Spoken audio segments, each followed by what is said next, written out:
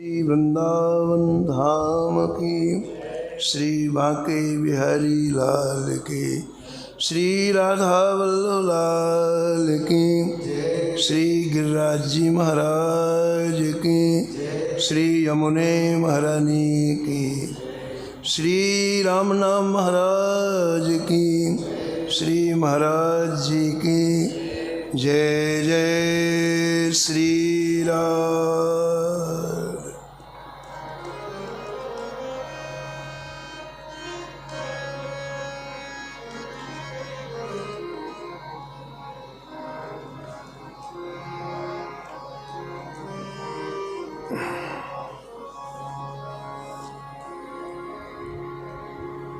भक्ति भार जुड़े जुगलो, धर्म धुरंधर जग विदित।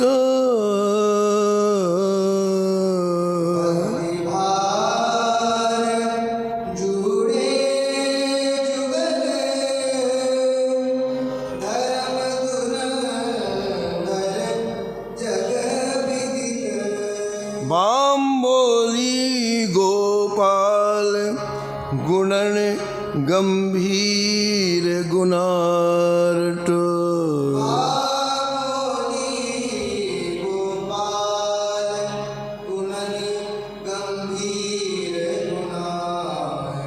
दक्षिण दिश विष्णुदास गाँव काशीर भजन भट्ट।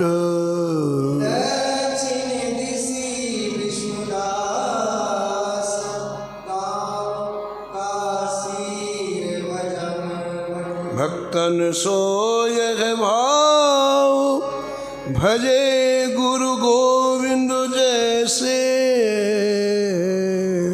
भक्तन सोय भाव भजे गुरु गोविंद जैसे। तिलक दाम आधीन सुअर संतन प्रति तैसे।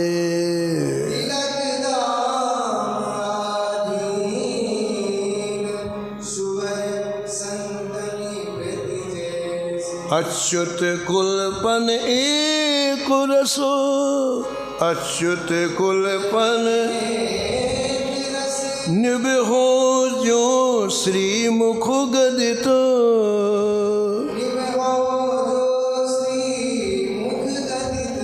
भक्ति भार जुड़े जुगलो,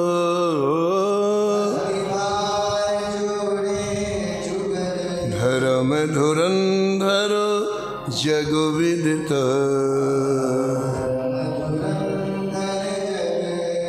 धर्म धुरंधर जग विदित।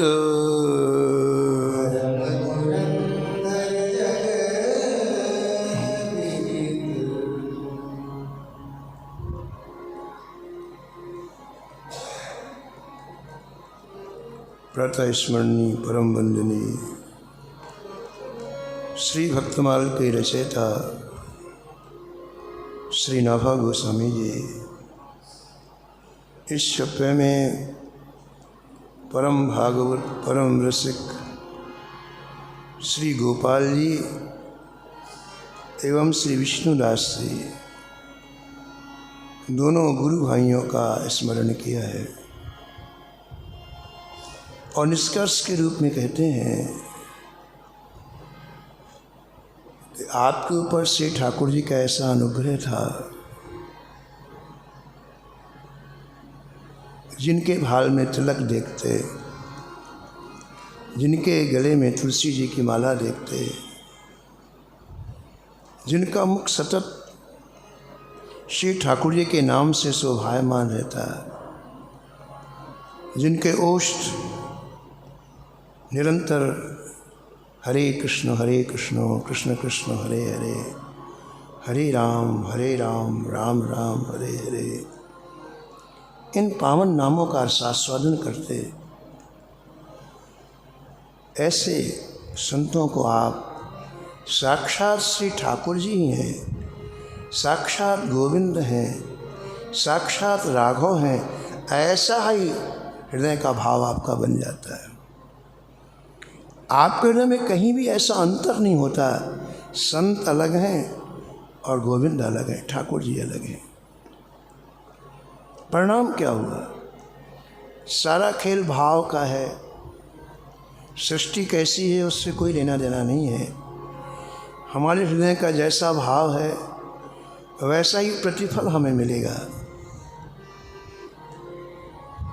संसार में जितने लोग हैं सबके हृदय में श्री ठाकुर जी निवास करते हैं, ऐसा वेद शास्त्र पुराण सभी कहते हैं। मच्छर से लेके ब्रह्मा तक सबके हृदय में श्री राधा माधव निवास करते हैं। हम उनके साथ जब अच्छी भावना करते हैं तो उसके प्रतिफल के रूप में हमें वैसे ही भावना मिलती है। उनका अपना जीवन जैसा है कोई बात नहीं, उनको उस कर्म का फल मिलेगा, लेकिन हमारी अच्छी भावना का फल हमें मिलेगा। भक्तमाल में संतों ने यही सिखाया है, सबके प्रति अच्छी भावना रखें।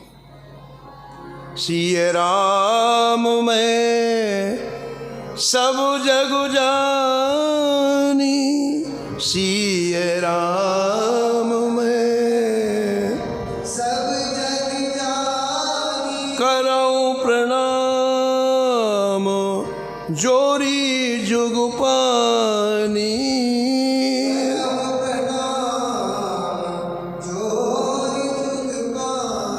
जोरी जुग पानी, जोरी जुग पानी।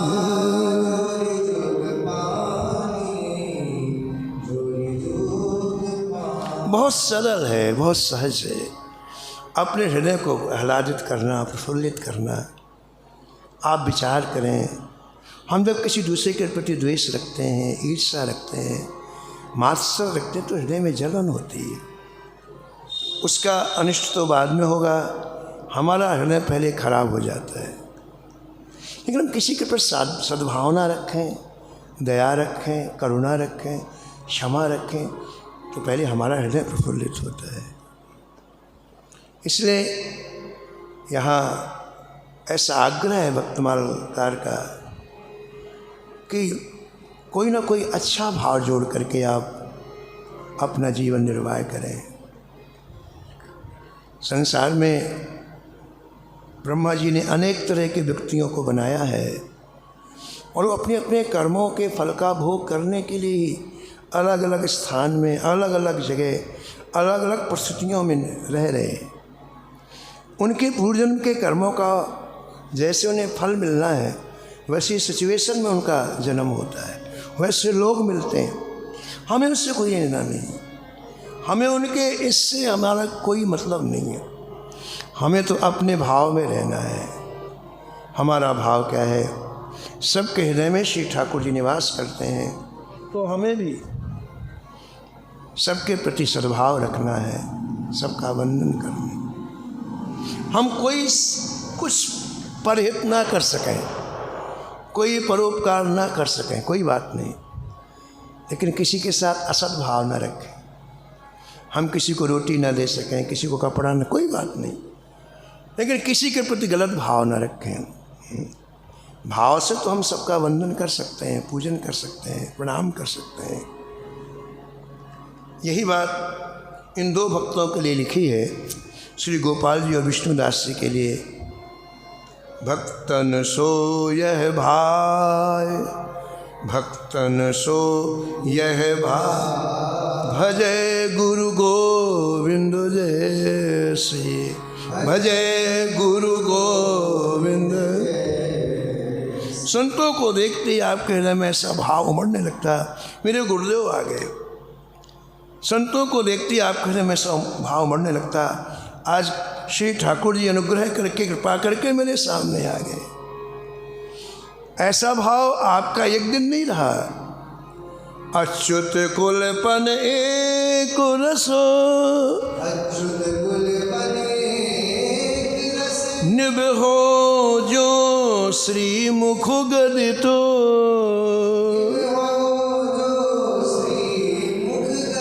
संपूर्ण जीवन आप इसी भाव में रहे पूरा जीवन, जीवन की अंतिम श्वास तक आपका यही भाव रहा। और इस तरह से आपने वैष्णव धर्म का धुरंधर संसार में प्रचार प्रसार किए और संतों के अत्यंत प्रिय बने। अब देखिए आप इनके अंतर्भाव का वर्णन भक्तमाल के टीकाकार श्री प्रियादास जी महाराज करते हैं। बड़ा ही दिव्य भाव है, श्रवण करें आप। इनका परिचय देते हैं, कौन है? रहे गुरु भाई दो भाई साधु सेवा हिए, रहे गुरु भाई दो भाई साधु सेवा हिए, ऐसे सुखदाई नई रीत ले चलाइए,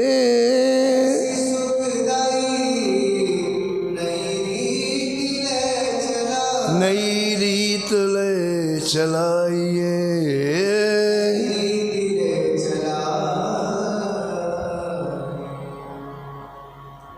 श्री गोपाल जी, श्री विष्णुदास जी दोनों छोटी आयु में गुरु जी के समीप आकर के गुरु जी से दीक्षा ली और शिक्षा ली। दीक्षा का तात्पर्य है अपने अंतःकरण को ठाकुर जी से जोड़ना।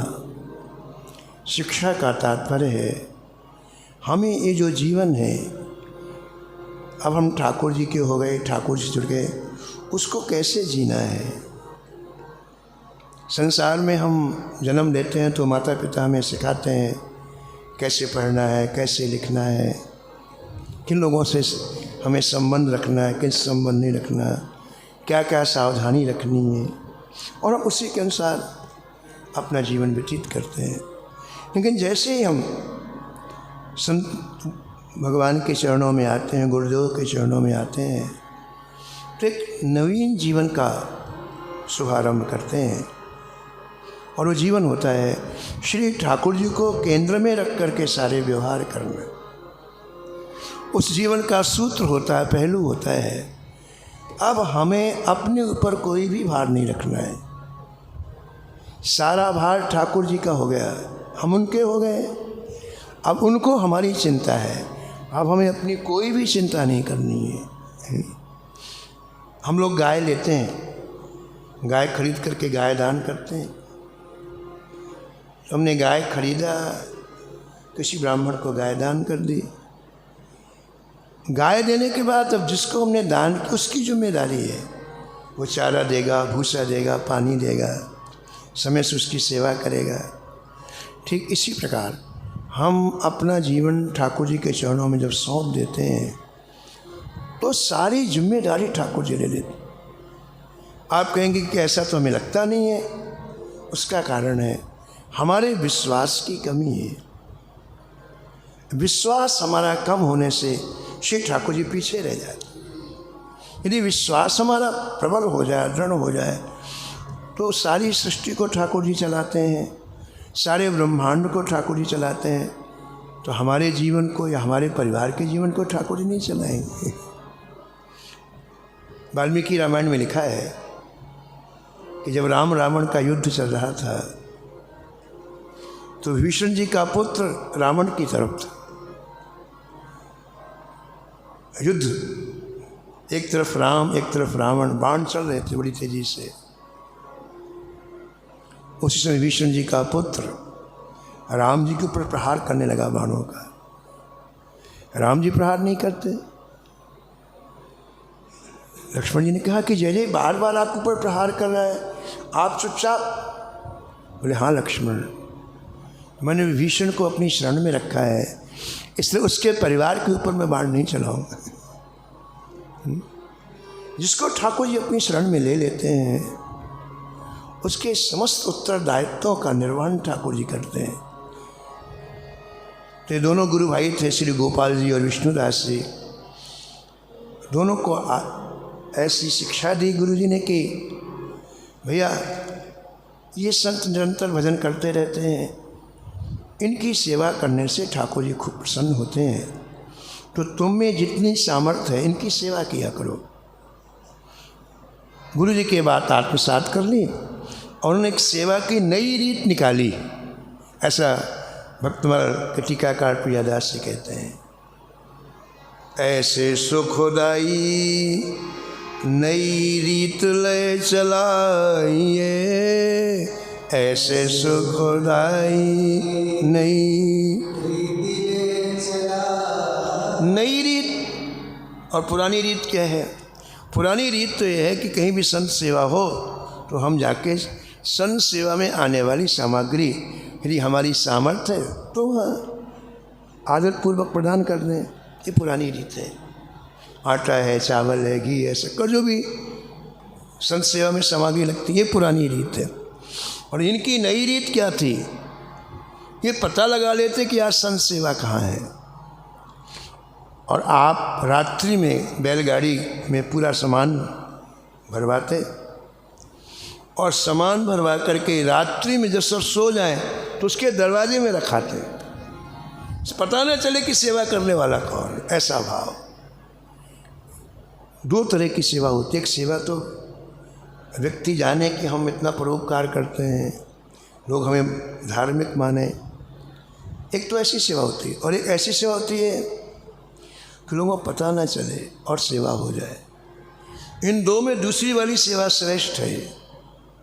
जो सेवा पता चल जाती है, लोग उसकी प्रशंसा करते हैं, तो वो सेवा परलोक में उसका हमें कुछ नहीं मिलता है।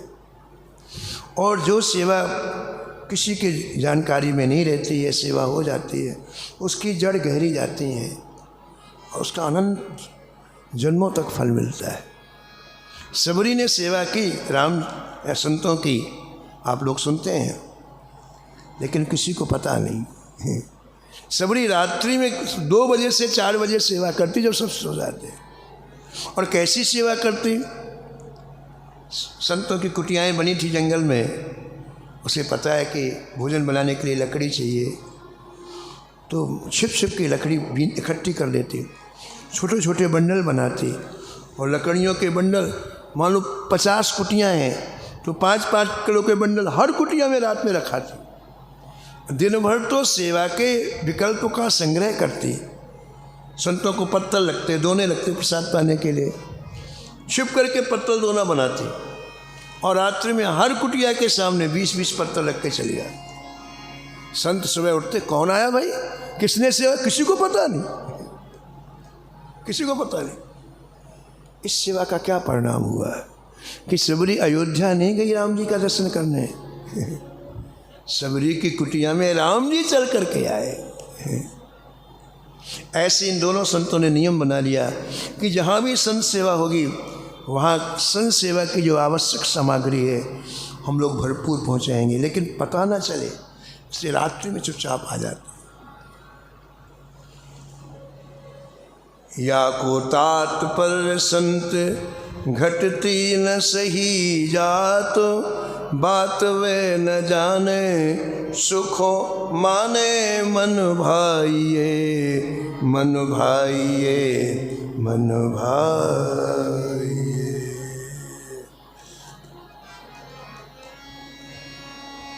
इसका परिणाम क्या हुआ? उस सेवा जो किसी की जानकारी में नहीं आई, वो हृदय के भाव में परिवर्तन करने लग गई और संत सेवा में सुख मिलने लग गया। अभी मान लो 500 संतों की सेवा करते थे, 1000 संतों की सेवा करते थे, अब ऐसा हृदय में भाव नहीं, नहीं नहीं नहीं, पूरे भारत में जितने संत हैं उनकी सेवा करें। जैसे एक व्यापारी व्यापार करता है तो उसे जब धीरे धीरे व्यापार में प्रवेश होता है तो और लाभ हो, और लाभ हो, और लाभ हो, उसके अंदर बिल्कुल घुसता जाता है।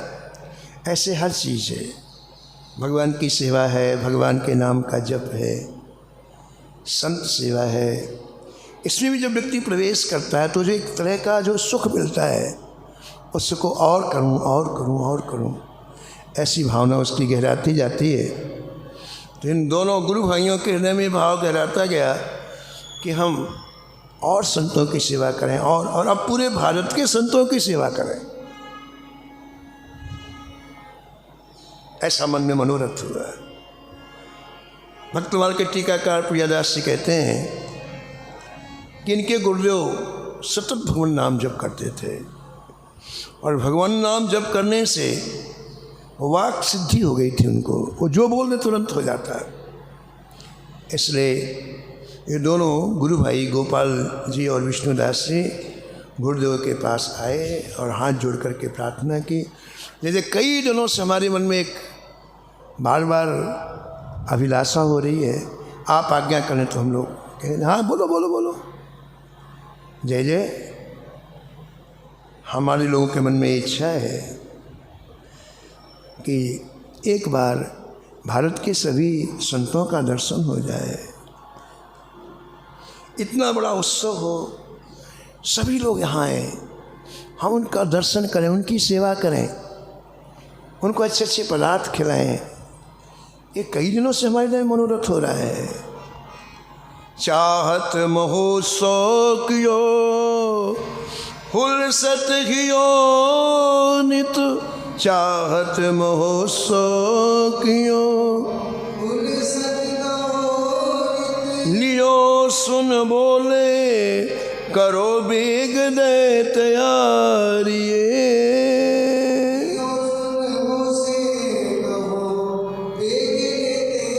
बेग दे तैयारिए, वेग दे तैयारिए। अच्छे हृदय के भावों को सुनकर गुरु जी प्रसन्न होते हैं। इसलिए इन दोनों शिष्यों के भावों को सुनकर गुरु जी अत्यंत आह्लादित हो गए। बोले बेटा एक काम अच्छी तरह से हृदय में लिख लो, एक बात लिख लो, अच्छी बात आए कोई मन में तुरंत कर डालो। बेग दे, बेग माने तुरंत। आपके जीवन में कोई अच्छा संकल्प आए तुरंत कर डालो। क्यों? न जाने थोड़ी देर में हमारा चित्त बदल जाए, फिर बात गई तो गई, फिर पीछे चली जाएगी। और कदाचित किसी कारण से कोई बुरा संकल्प आए, उसे पेंडिंग में डाल दो, उसे जितना विलंब हो सके उसका विलंब करो, देर करो। तो बेटे तुम्हारे हृदय में कितना बढ़िया संकल्प आया है, संतों का दर्शन। ओहो,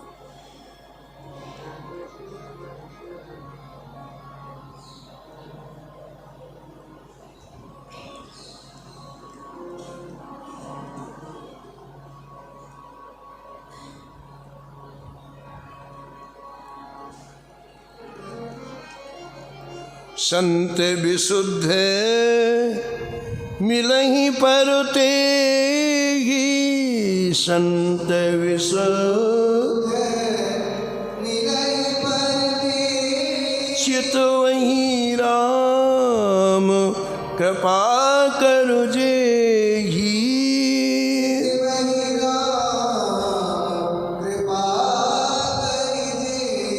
कृपा करु जेहि, कृपा कर जे, कृपा कर जे, कृपा कर जे। संतों का दर्शन और ठाकुर जी कृपा एक ही बात है। ठाकुर जी की कृपा ही संत के स्वरूप में हमारे सामने आती है। कल्याण के संपादक पूज्य भाई जी हनुमान प्रसाद पोद्दार जी ने एक बार खुली हुई सभा में एक बात कही, कहा भाई दो बातें यदि आप मेरी मान लो तो निश्चित रूप से आपको ठाकुर जी की सन्निधि, ठाकुर जी का साक्षात निरंतर प्राप्त होगा।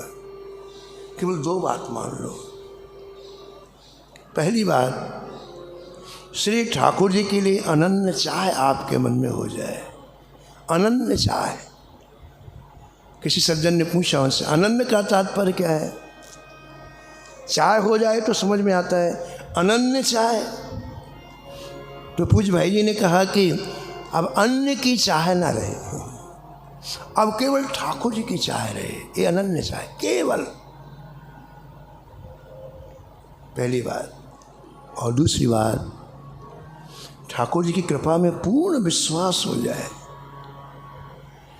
हमारे ऊपर ठाकुर जी की कृपा है ऐसा हमें अनुभूति हो जाए, विश्वास हो जाए। बस। बाकी चीज़ें हो रही तो ठीक, नहीं हो रही तो ठीक। ये दो चीज़ें यदि आपके हृदय में आ जाएं तो सतत ठाकुर जी की सन्निधि आपको मिलेगी, सतत साक्षात्कार होगा। तो ठाकुर जी की कृपा ही संत के रूप में हमारे सामने आती है, ऐसा गोस्वामी तुलसीदास जी महाराज कहते हैं।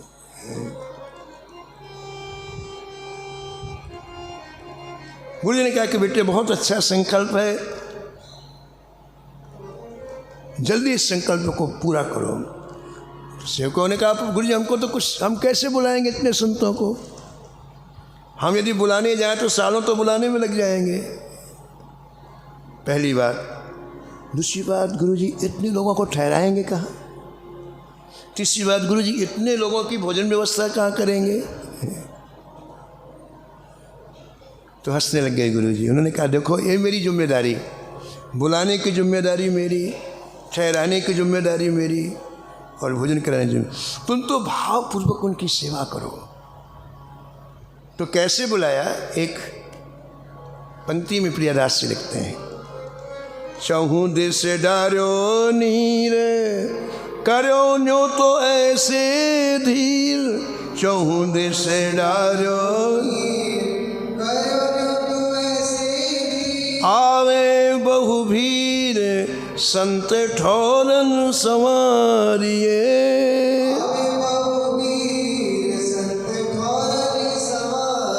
गुरु जी के कमंडल में जल था, उन्होंने जल को हाथ में लिया और कुछ पढ़ करके सामने की दिशा में, पूरब की दिशा में जल छोड़ा, फिर पढ़ करके पश्चिम की दिशा में जल छोड़ा, फिर पढ़ करके उत्तर की दिशा में जल छोड़ा और फिर पढ़ करके दक्षिण की दिशा में जल छोड़ा।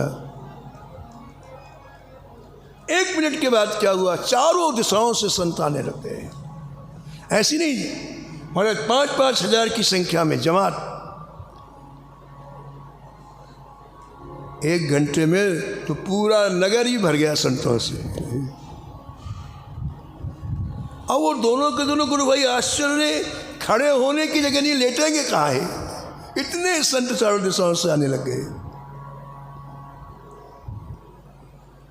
गुरु जी ने ऐसी कोई कृपा की महाराज पूरा नगर बढ़ गया, उसकी विशाल सीमा विशाल हो गई।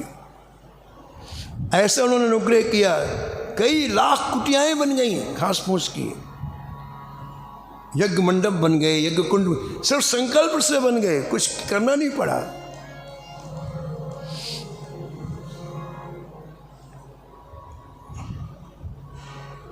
आए हरि प्यारे, आए हरि प्यारे, चारों खूंट ते निहारे नैन, आए हरि प्यारे, जाए पगुधारे, शीश बिनय ले उचारिए, जाए पगुधारे।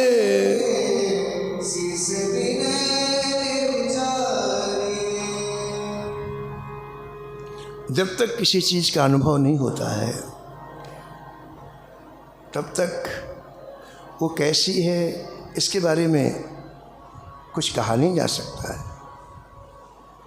जब उसका अनुभव होता है तब व्यक्ति उसके बारे में कुछ कह सकता है। एक बहुत ही नास्तिक व्यक्ति एक बार मिला और कहा कि बोले महाराज आप ये लोगों से कहते हैं राम नाम लो, इससे क्या होता है। वो बोला कि मेरी दृष्टि में फालतू काम है। कैसा काम है? फालतू। तो हमने उससे कहा भी तुमने फालतू क्यों कहा, लिखो चाहे नहीं लिखो, लेकिन फालतू क्यों कहा। बोले इसमें क्या रखा है माजी, इससे क्या होता है, लोग कागज़ में राम नाम राम, इससे क्या होता है। हमने उससे एक बात कही, हमने कहा अच्छा देखो तुमने कभी लिखा है? बोले नहीं लिखा। तो फिर लिखने के बाद तुमको यदि कोई इसका परिणाम ना मिले तो तुम फालतू कहो। जब तुमने लिखा ही नहीं तो फिर कैसे टिप्पणी कर रहे हो कि फालतू है कि नहीं है। एक बार तुम लिख के देखो, यदि तुमको कोई परिणाम ना मिले ठीक है तुम्हारी बात सही है। तो था वो नास्तिक, ये बात उसको लग गई, क्या बात तो ठीक है, मैंने लिखा तो नहीं हूँ। तो वो बोला अच्छा महाराज जी हाँ, मेरी बेटी अमेरिका में रहती है और उसके बेटे का आज ऑपरेशन है अमेरिका में, और 1 आध घंटे के बाद वो थिएटर में जाएगा। तो यदि वो ऑपरेशन सफल हो गया तो मैं कभी राम नाम नहीं छोड़ूंगा। अब वो ऐसा कोई किसी इंटेंशन से नहीं, ऐसे ही कह दिया भाई ये कौन सी बड़ी बात है राम नाम के लिए। ऑपरेशन सफल हो जाना है या कोई चीज़ की प्राप्ति, कोई बड़े जिस नाम से ठाकुर जी मिलते हैं, कौन सी बड़ी बात है संसार की। वो चला गया। और संयोग क्या, उस संयोग समझो कुछ भी समझो, ठाकुर जी को लगाना होगा उसको अपने में, वो ऑपरेशन सफल हो गया। अब दूसरे इतने बड़ी टोकरी में फल लेकर के आया वो बड़ी, और सीधा लेट गया। अब आप जो कहोगे मैं वही करूँगा महाराज।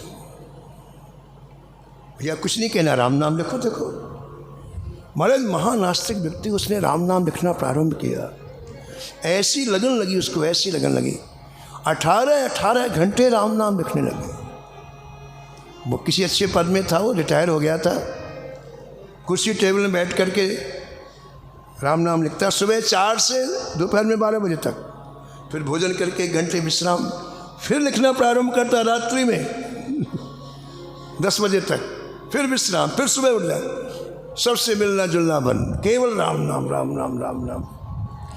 ये स्थिति हो गई महाराज जी कि वो ऐसे लिखते आंखें उसकी निरंतर नीचे रहे, तो आंखों से रक्त की बूंदें गिरने लग गई। अब सतत 18 घंटे तक ऐसी आंखें रहें तो आंख से रक्त की बूंद गिरने लग गई। तो उसके परिवार वालों ने एक दिन बुलाया, कहा महाराज जी इनको मना कर दो आप, इनकी तो आंखें चली जाएंगी। तो हमने उनसे कहा भाई तुमको कैसा लग रहा है?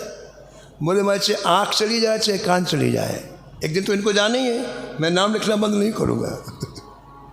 उस व्यक्ति की निष्ठा देखो कैसे हो गई, धीरे धीरे आँख ठीक हो गई, उसकी निष्ठा से उसकी आँख अपने आप ठीक हो गई। और आपको क्या बताएं, आँखों देखी घटना है। एकादशी का दिन प्रातःकाल 4 बजे कुर्सी टेबल में बैठा हुआ और लिख रहा है श्री राम श्री राम श्री राम। जैसे 9वां अक्षर लिखा श्री राम, हाथ में कलम, परम धाम की यात्रा। न कोई रोग न कोई बीमारी, नाम लिखते लिखते ठाकुर जी के धाम में चला गया। तो जब तक हम किसी चीज़ का अनुभव नहीं करते तब तक टिप्पणी करने का हमें कोई अधिकार नहीं है। आप करो, आपको लाभ ना मिले तब आप कुछ कह सकते हैं, है ना। तो जब तक इन्होंने इतने संतों का दर्शन नहीं किया था श्री गोपाल जी विष्णुदास जी ने, तब तक ये सुख नहीं मिला। आज पूरे भारत के संतों का दर्शन करते ही वो तो बस टकटकी लगाकर देखते ही रह गए। क्या आनंद है, क्या सुख है। अब तो आपने एक एक संत के साष्टांग दंडवत प्रणाम किया है, विनम्रता पूर्वक सबको कुटियाओं में ठहराया है। और गुरुजी ने कहा देखो भाई 1 दिन का उत्सव नहीं होगा, 5 दिन का उत्सव होगा। इसलिए 5 दिन तक तुम्हें क्या क्या करना है पहले सुनो। सबसे पहले संतों को जगह जगह जाकर भोजन उपलब्ध कराओ, किसी को किसी चीज़ कमी नहीं रहे। संत निरंतर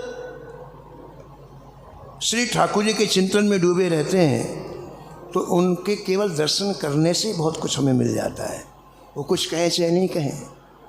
इसलिए इन 5 दिनों में आलस नहीं करना, ये प्रयास करना कि इनकी सन्निधि बनी रहे। और तीसरी बात कहा कि संतों की रोज़ परिक्रमा करना। हम लोग वृंदावन में परिक्रमा करते हैं, श्री गिरिराज जी की परिक्रमा करते हैं। इसका जो आंतरिक भाव परिक्रमा का ये है कि जितने संत वृंदावन में भजन कर रहे हैं उन सबको प्रणाम। परिक्रमा का तात्पर्य क्या, जितने एक एक के पास तो जाने से इतना समय हम अपने पास कहाँ है, लेकिन हम जब परिक्रमा करते हैं, मान लो यहाँ 10,000 संत रहते हैं तो सबको वंदन हो गया, सबको प्रणाम हो गया। इसका ही भाव। गिरिराज जी में 10,000 संत रहते हैं, हमने गिरिराज जी की परिक्रमा की, सबको वंदन हो गया, सबको प्रणाम हो। चित्रकूट में कामदगिरी हैं, उनकी परिक्रमा होती है, कामदगिरी को हमने प्रणाम किया, परिक्रमा की तो उनको वंदन हो गया। इस तरह से महाराज तुम लोग रोज इन संतों की परिक्रमा करना। गुरु जी का निर्देश प्राप्त हो गया और महाराज 5 दिन तक इस संतों की सेवा में डूबे रहे। ऐसा प्रियादास जी कहते हैं। भोजन कराए दिन 5 लाग छाए रहे,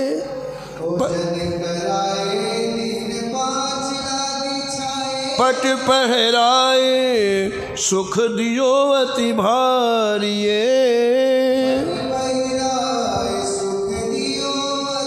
अति भारिये, अति भारिये, अति भारिये। कहते हैं कि हर तरह से संतों को प्रसन्न किया है। प्रसाद दिव्य पवाया, वस्त्र भेंट किए, अनेक तरह की दिव्य वस्तुएं भेंट की। 5 दिन तक कथा कीर्तन का बिल्कुल माहौल बना रहा है। ऐसा लगा कि साक्षात गोलोक धाम साकेत लोक यहाँ उतर आया है। 5वां दिन विदाई का था। गुरु जी ने कहा कि देखो बेटा, आज एक काम करो, और तुम प्रातःकाल 3 बजे परिक्रमा करो, सुबह सुबह। क्यों गुरुजी? बोले इन संतों की परिक्रमा करने दिव्य संत आते हैं। जितने दिखलाई पड़ रहे हैं उतने नहीं, न जाने कितने संत रोज इन संतों की परिक्रमा करने के लिए आते हैं। तुम्हें दर्शन हो जाएगा उनका। आज तो दोनों भाई 3 बजे उठ करके महाराज परिक्रमा में, इतने संतों ही करना तो दौड़ के परिक्रमा चालू किया, तेजी से परिक्रमा चालू किया। प्रियादास जी लिखते हैं, आज्ञा गुरुदेव भोर आओ फिर आस पास, आज्ञा गुरुदेव भोर महासुख रास, नामदेव जू निहारिये, महासुख रास, नामदेव जू निहारिये। एकाएक क्या देखा कि उज्ज्वल वस्त्र में, सफेद वस्त्र में बड़ी तेजी से संत आगे जा रहे हैं। गुरु जी के शब्द याद थे कि दिव्य संत परिक्रमा करते हैं। दौड़ करके आए और आकर के आगे से चरणों में प्रणाम किया तो क्या देखा, उनके मुख से बड़ा मधुर नाम चल रहा है, बड़ा प्यारा नाम, राम कृष्ण हरि जय जय राम कृष्ण हरि, राम कृष्ण हरि जय जय राम कृष्ण हरि, राम कृष्ण हरि जय जय राम कृष्ण हरि, राम कृष्ण हरि जय जय राम कृष्ण हरि, राम कृष्ण हरि जय जय राम कृष्ण हरि, राम कृष्ण हरि जय जय राम कृष्ण हरि, राम कृष्ण हरि जय जय राम कृष्ण हरि, राम कृष्ण हरि जय जय राम कृष्ण हरि। चरणों में लौट गए, बोले जय जय आपका परिचय क्या है? बोले लोग मुझे नामदेव कहते हैं। जहाँ भी इस तरह संतों की उदात्त सेवा होती है, हृदय में भाव रख करके सेवा होती है, कहीं अहंकार का लेश नहीं रहता है। बोले हम जरूर जाते हैं वहाँ। एक काम करो और तेजी से दौड़ लगाओ, आगे कबीर जी जा रहे हैं, कबीर जी का दर्शन हो जाएगा। वही दे बताए श्री कबीर अति धीर साधु, वही दे बताए श्री कबीर अति धीर साधु। दोनों भाई गोपाल जी विष्णुदास जी ने और तेजी से परिक्रमा की।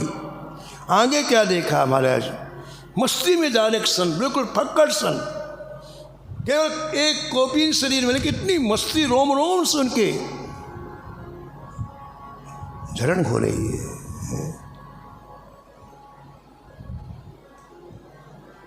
लागो मेरो यार फकीरी में।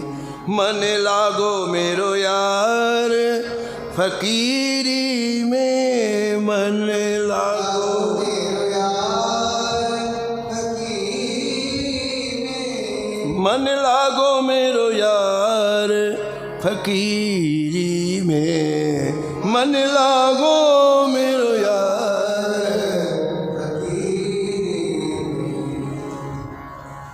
बगल में सोटा हाथ में लोटा, बगल में सोटा चारों दिशा जगीरी में,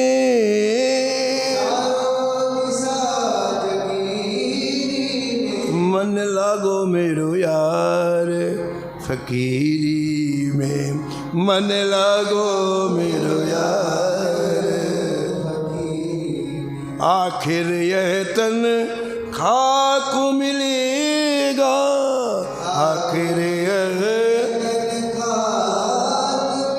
काहे फिरत मगरूरी में,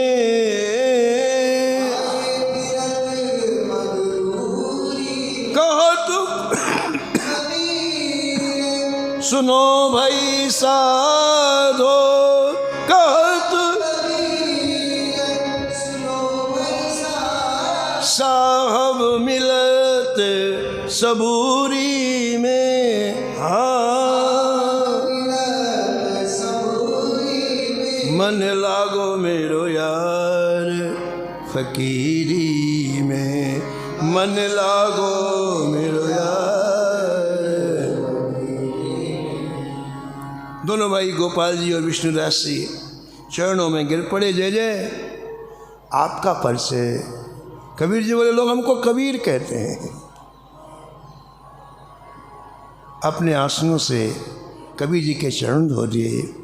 कबीर जी ने कहा, देखो बेटे, हम लोग वहीं जाते हैं जहाँ सेवा में किसी तरह का अपराध नहीं होता है। सेवा का अपराध क्या है? आपने कहा, कभी भी सेवा बड़े बन के नहीं की जाती, छोटा बन के की जाती है। संतों के जीवन में कोई अभाव नहीं रहता है। वो कृपा करके आपके पास आकर के आपकी वस्तुओं को ग्रहण करके अनंत गुना आपको देते हैं। इसलिए किसी को छोटा मान करके सेवा नहीं करना, नहीं अपराध हो जाता है।